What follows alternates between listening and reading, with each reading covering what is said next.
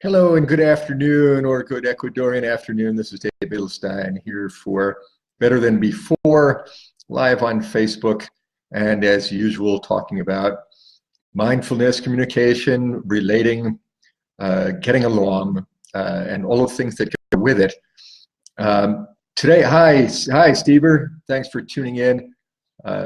You're a good and faithful listener, Stever. I appreciate it. The thing that I wanted to talk about today was a communication relationship kind of issue. I was talking with someone today. I'm not going to be very specific here. I was talking with someone today, and a loved one of hers had recently opened a business. And she said, I'm so worried that he hasn't done all the proper legal steps, that he doesn't have all the proper permissions to run this business. I'm dying to call him and make sure that he's done this correctly. And hi, Kat. And I heard this, and I know that this concern, this desire to communicate about these legal issues comes from a good and heartfelt place. This is not someone who is trying to be a roadblock. This is someone who, knowing the other person and knowing how the other person operates, is concerned that there may have been a lack of oversight, a certain carelessness. Hi, Rick. That this may not have been, hola, Flor, that this may not have been done properly. And yet, my immediate reaction was, don't you dare. Don't do it. Don't do it. It is not your business. It is the other person's business. It is their workplace. It is their responsibility, and it is under their power. They are the creator of this business, and they control every aspect of it. And your injection of this concern, your fear for them, is not what they need. They may have overlooked this. They may have overlooked getting all the permissions involved, and yeah, maybe they will find themselves in legal hot water. But, hello, but it is their legal hot water. This is their project. Do not insert yourself with negative information that, first of all, they are likely to have considered in the first place. So if you throw out this negative information, you are implying that they didn't think of it, they are not competent, they didn't do the right thing, that you know better. Because that isn't asked for advice. That's, oh, I caught you.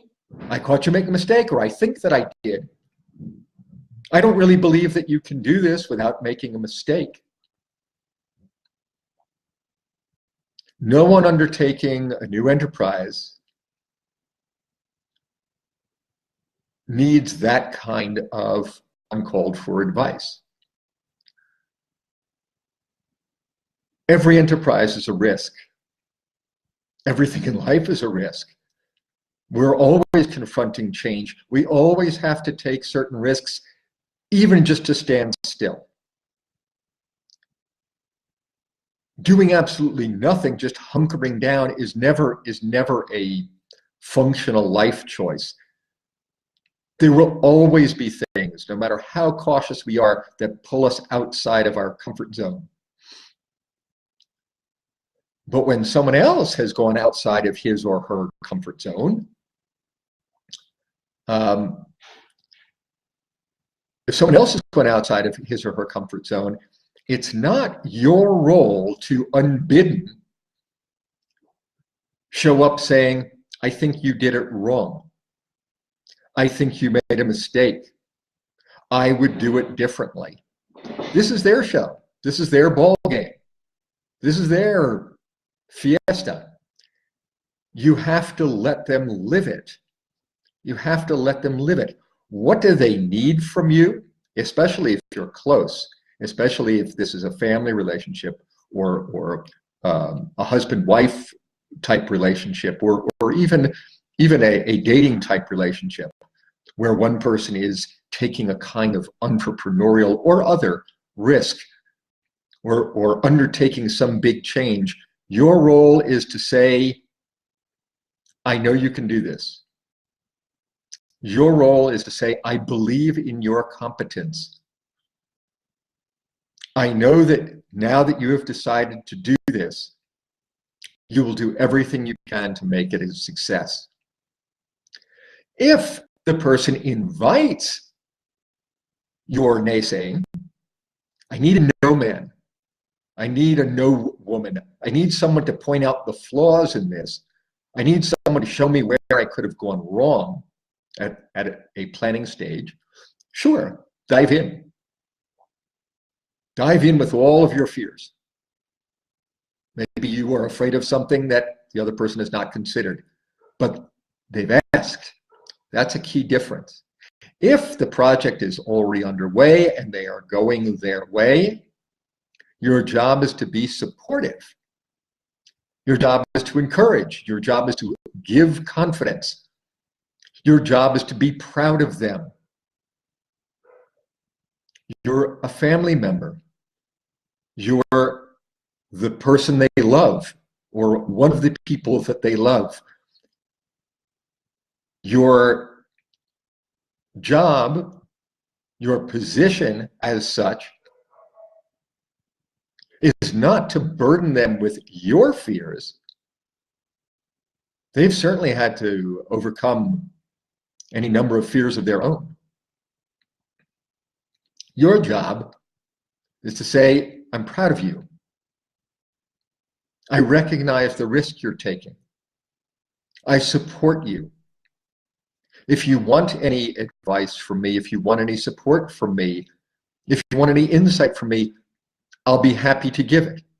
And if you don't, I will be happy not to give it. This is your show. This is your moment to shine. And I'm proud of you. So often, the people we love and care about need just that sense that we believe in them. That may be what makes the difference. That may be what makes it possible. I know my parents believe in me. I know my siblings believe in me. I know my children believe in me. I know my lover believes in me. These things are huge in life. That boost, that sense that I'm not in this totally alone, I'm not crazy, someone else believes I am competent, capable, creative, ingenious, clever, achievement-oriented, hardworking, and able to make my project work, to make my business function, to make things come out all right, to avoid disaster. This is what they need from us. So give it. It isn't hard. You just have to restrain your fears and really believe in them.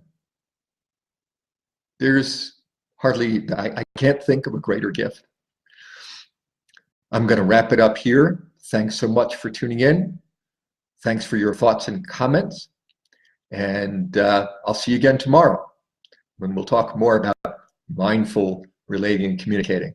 Oh, if you like this, please like and share it so that it makes its way around. Bye now.